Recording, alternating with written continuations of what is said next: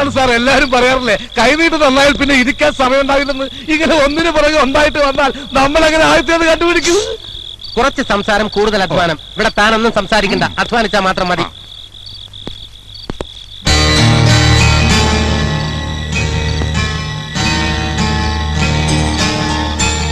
എങ്ങനെയുണ്ടോ? കൊള്ളാം സാർ, നല്ല ഒന്നാന്തര പേഴ്സ.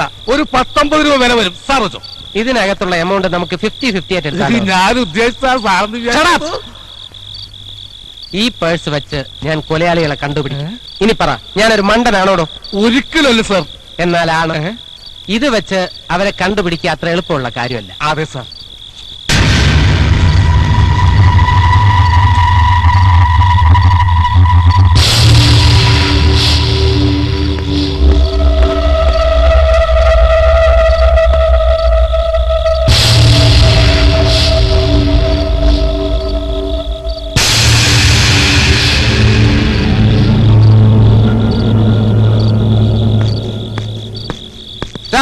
താനങ്ങോട്ടാ? അല്ല സാർ, നമുക്ക് പോവാം. എനിക്ക് രാത്രി ഉറങ്ങുന്നാലേ പനി വരുമായിരിക്കും അല്ലേ?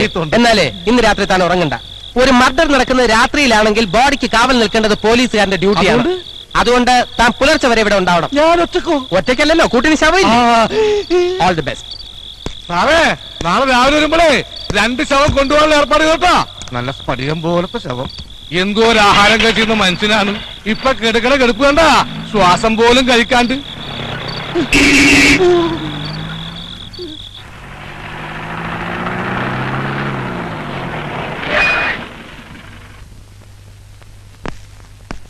താമരാക്ഷ,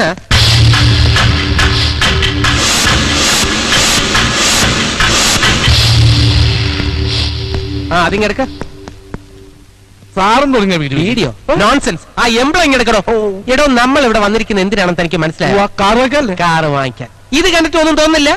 മിടുക്കൻ, എനിക്ക് പറ്റിയ ആള് തന്നെ. പേരെന്താ പറഞ്ഞത്? താമരാക്ഷൻ. എല്ലാ ഇൻവെസ്റ്റിഗേഷൻ ഞാൻ കൂടെ കൊണ്ടുപോകാം കേട്ടോ. സാറിന്റെ ഇഷ്ടമാണെങ്കിൽ പിന്നെ.